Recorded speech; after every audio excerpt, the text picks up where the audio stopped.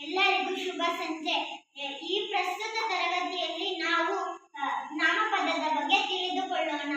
ಹಾಗಾದರೆ ನಾಮಪದ ಎಂದರೇನು? ವ್ಯಕ್ತಿ, ಪ್ರಾಣಿ, ವಸ್ತು ಮತ್ತು ಸ್ಥಳದ ಬಗ್ಗೆ ಸೂಚಿಸುವ ಪದಕ್ಕೆ ನಾಮಪದ ಎನ್ನುವರು. ಧನ್ಯವಾದಗಳು.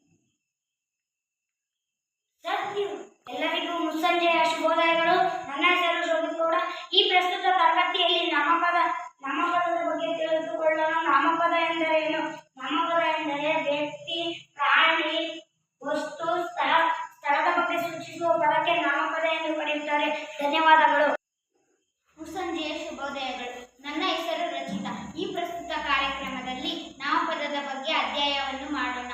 ನಾಮಪದ ಅಂದರೆ ಏನು? ನಾಮಪದ ಎಂದರೆ ವ್ಯಕ್ತಿ, ಪ್ರಾಣಿ, ವಸ್ತು ಮತ್ತು ಸ್ಥಳವನ್ನು ಸೂಚಿಸುವ ಪದಕ್ಕೆ ನಾಮಪದ ಎನ್ನುತ್ತಾರೆ. ಧನ್ಯವಾದಗಳು. ಎಲ್ಲರಿಗೂ ಶುಭ ಸಂಜೆ. ಈ ಪ್ರಸ್ತುತ ಕಾರ್ಯಕ್ರಮದಲ್ಲಿ ನಾವು ನಾಮಪದದ ಬಗ್ಗೆ ತಿಳಿದುಕೊಳ್ಳೋಣ. ಹಾಗಾದರೆ ನಾಮಪದ ಎಂದರೇನು? ನಾಮಪದ ಎಂದರೆ ವ್ಯಕ್ತಿ, ಪ್ರಾಣಿ, ವಸ್ತು, ಸ್ಥಳಗಳನ್ನು ಸೂಚಿಸುವ ಪದಕ್ಕೆ ನಾಮಪದ ಎನ್ನುವರು. ಧನ್ಯವಾದಗಳು. ಎಲ್ಲರಿಗೂ ಶುಭ ಸಂಜೆ. ನನ್ನ ಹೆಸರು ನರೇಂದ್ರ. ಈ ಪ್ರಸ್ತುತ ತರಗತಿಯಲ್ಲಿ ನಾವು ನಾಮಪದದ ಬಗ್ಗೆ ತಿಳಿದುಕೊಳ್ಳೋಣ. ನಾಮಪದ ಎಂದರೆ ವ್ಯಕ್ತಿ, ಪ್ರಾಣಿ, ವಸ್ತು, ಸ್ಥಳದ ಬಗ್ಗೆ ಸೂಚಿಸುವ ಪದಗಳಿಗೆ ನಾಮಪದ ಎಂದು ಕರೆಯುತ್ತಾರೆ. ಧನ್ಯವಾದಗಳು. ನನ್ನ ಹೆಸರು ಮನ್ವಿತ್. ಈ ಪ್ರಸ್ತುತ ತರಗತಿಯಲ್ಲಿ ನಾವು ನಾಮಪದ ಎಂದು ತಿಳಿದುಕೊಳ್ಳೋಣ.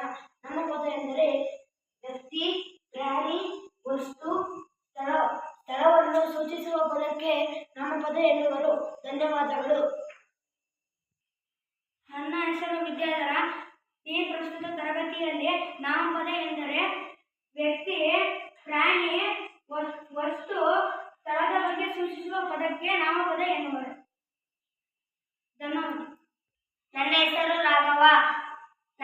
ರಾಘವ. ಈ ಪ್ರಸ್ತುತ ತರಗತಿಯಲ್ಲಿ ನಾಮಪದ ಎಂದರೆ ತಿಳಿದುಕೊಳ್ಳೋಣ.